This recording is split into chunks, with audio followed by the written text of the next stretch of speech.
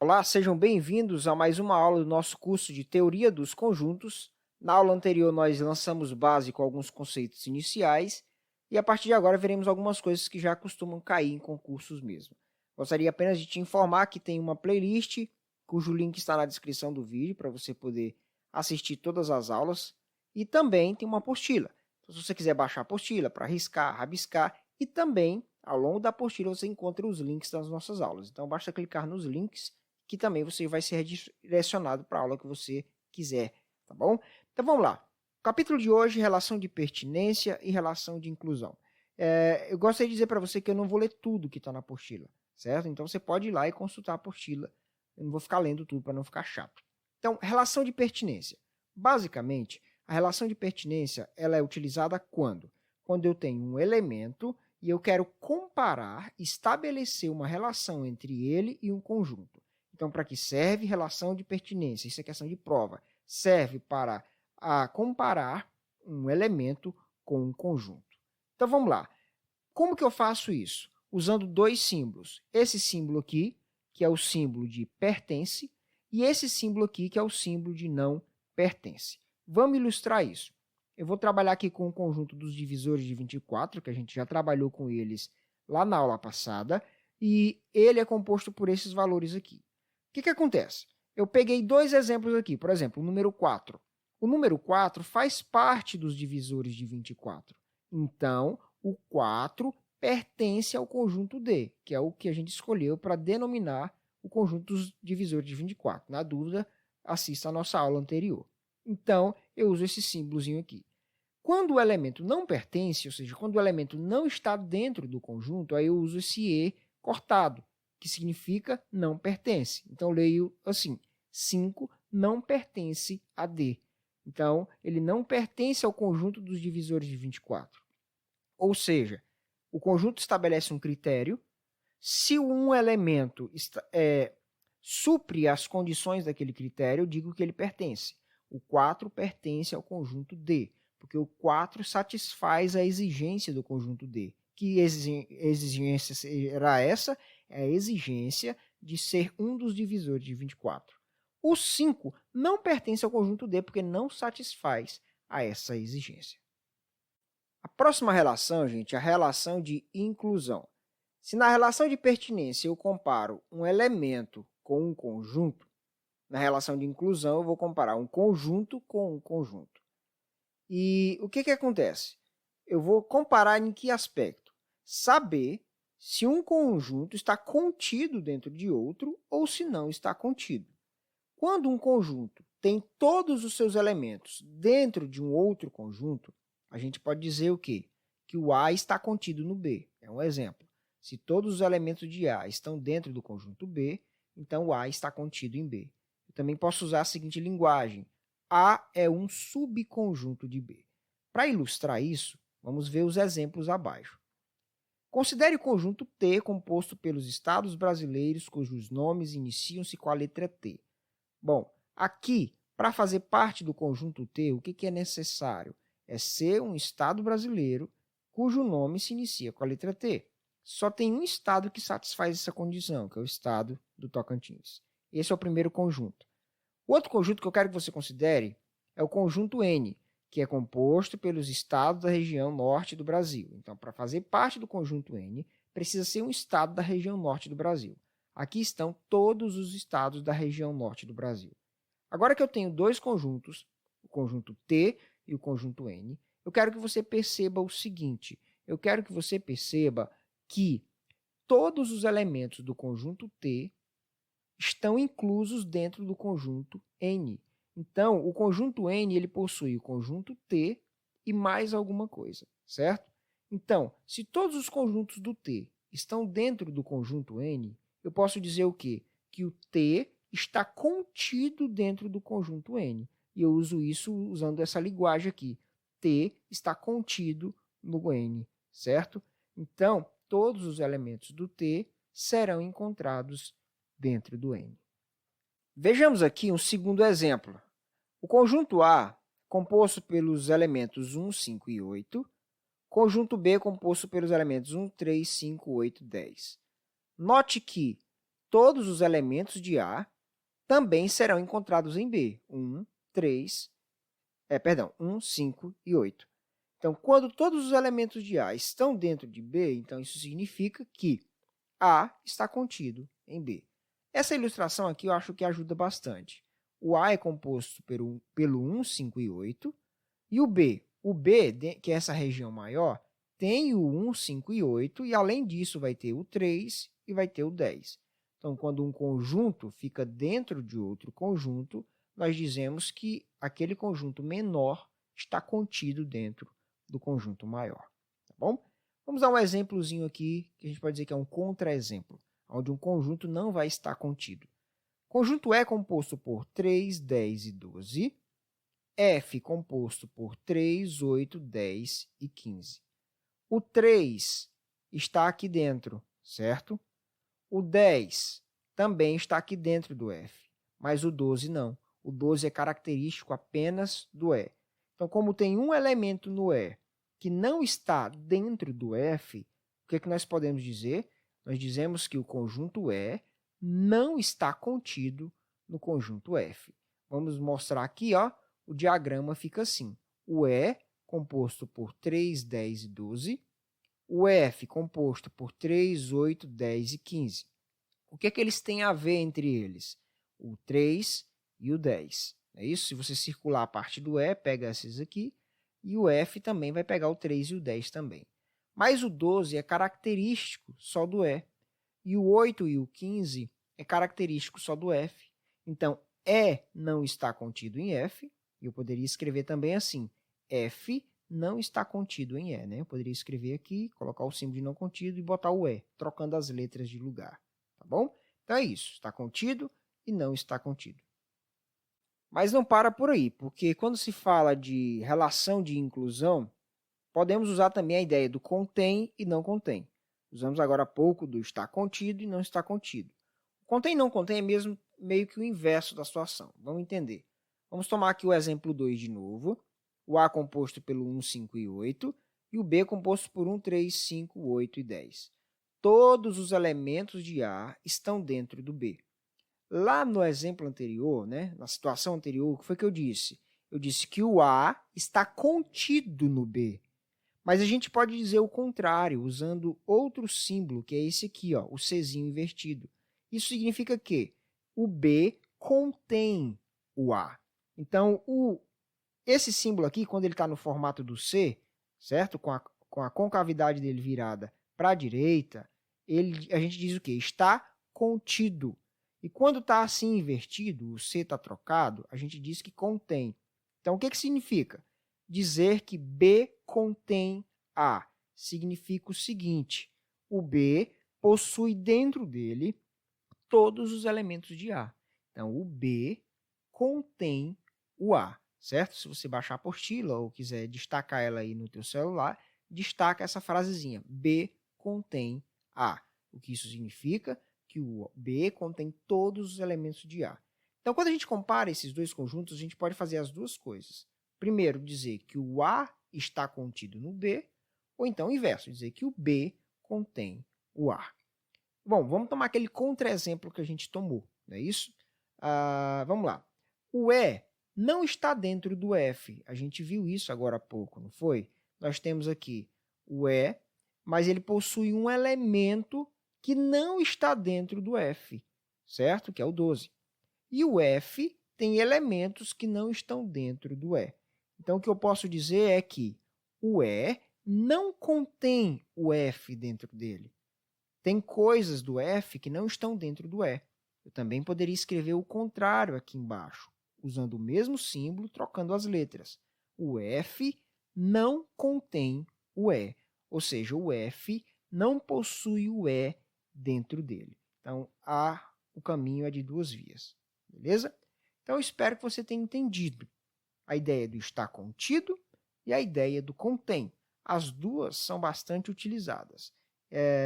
De tudo isso que eu disse, você tem que guardar duas propriedadezinhas também, né? Nem do que eu disse, que eu vou acrescentar agora. O conjunto vazio, que é isso aqui que a gente aprendeu aula passada.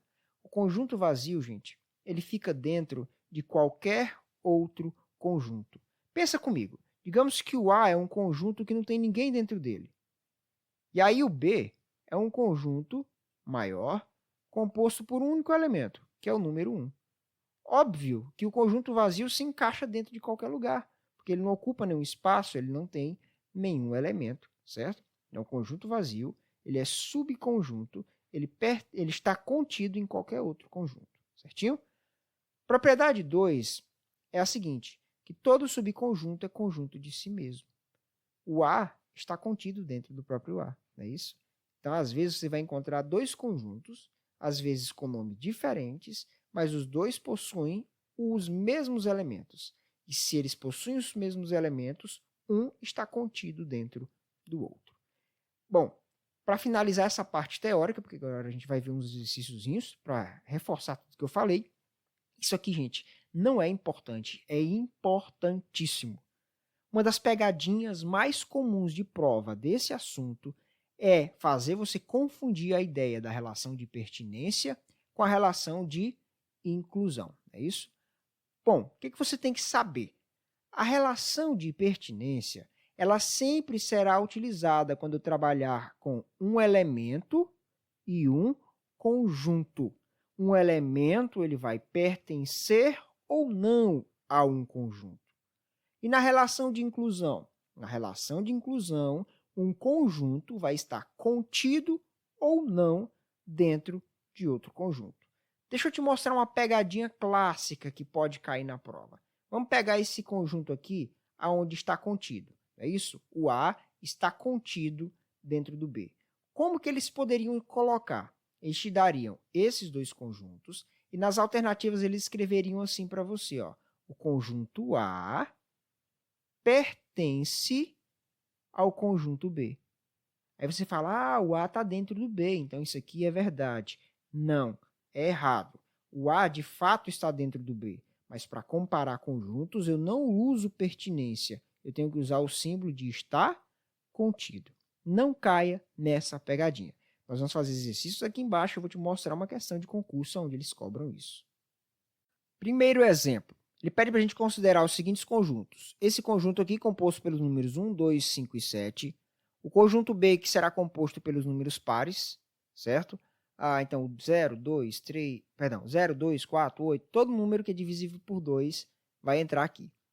E o conjunto C é o conjunto composto pelos elementos maiores que 3. Qualquer número maior que 3 se encaixa aqui. Então vamos resolver? Resolva os exercícios abaixo utilizando pertence ou não pertence. Então, vamos lá. Em primeiro lugar, o 7. O 7 é um elemento.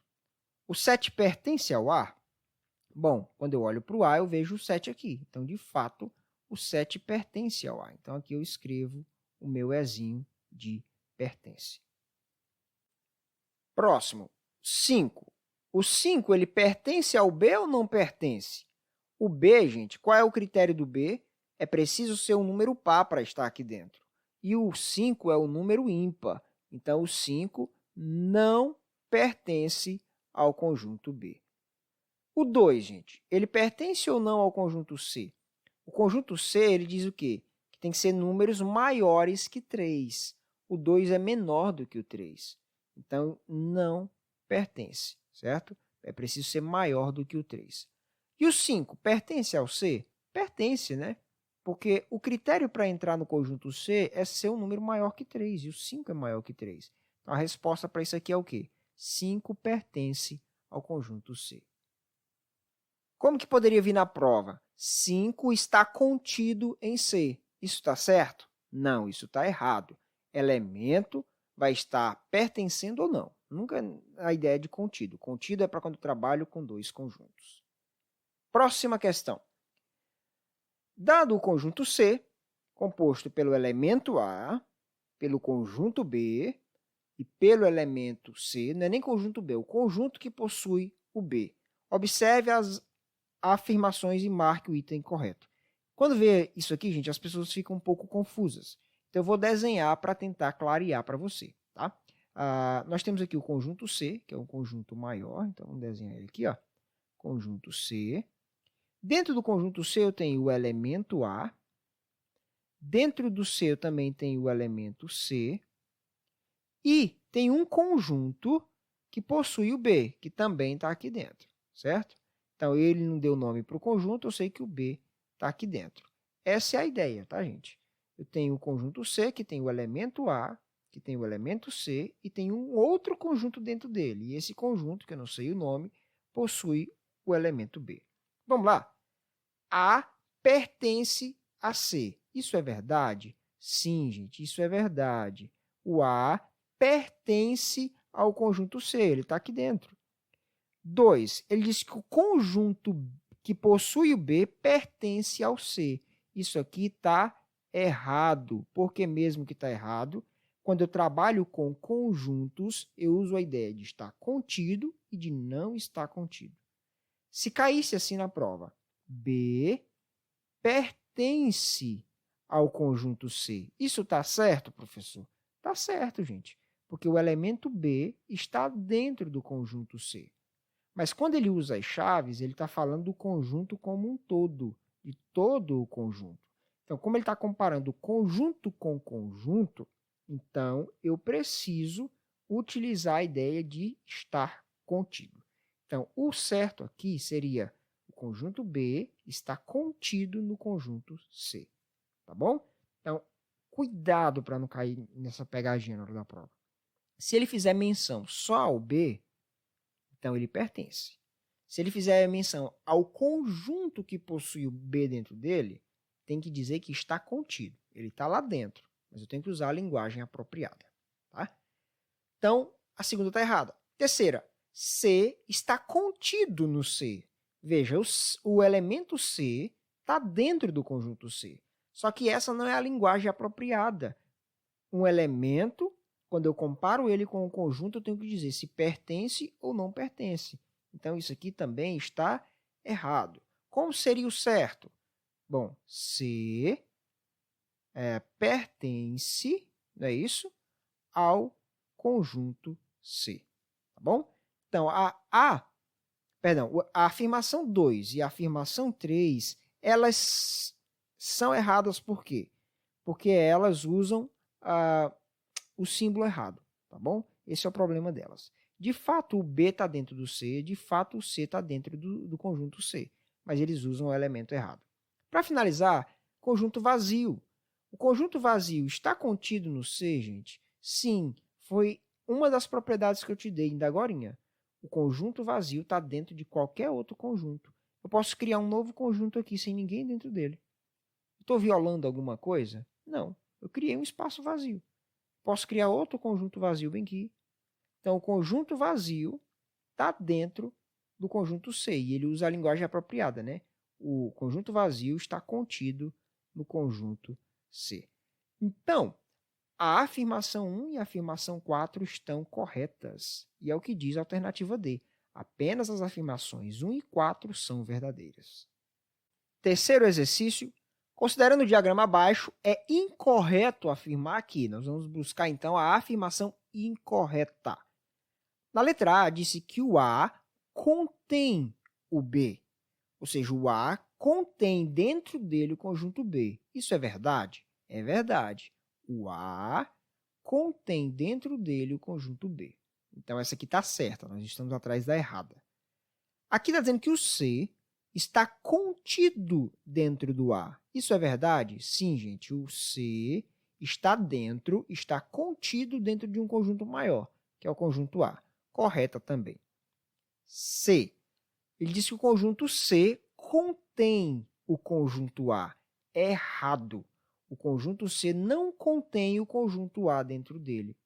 O correto seria dizer o seguinte, que o conjunto A contém o conjunto C. Isso estaria certo. Mas o C não contém o A. É o contrário. O A que contém o C dentro dele. Para finalizar, a gente já achou a errada, né? A C é errada. Aqui está dizendo que o B não está contido no C. Ele está dizendo o quê? O conjunto B não está dentro do conjunto C. Verdade. Apenas uma parte do conjunto C também está dentro do conjunto B, mas não ele todo. Então, a gente diz o quê? Que o B não está contido dentro do C. E nem o C está contido dentro do B. Bom, Essa foi a nossa segunda aula. Eu espero que você tenha entendido. Se restou alguma dúvida, comenta aí que a gente tenta te ajudar, tá bom? E segue aí então a nossa playlist, baixa a apostila e bons estudos a você.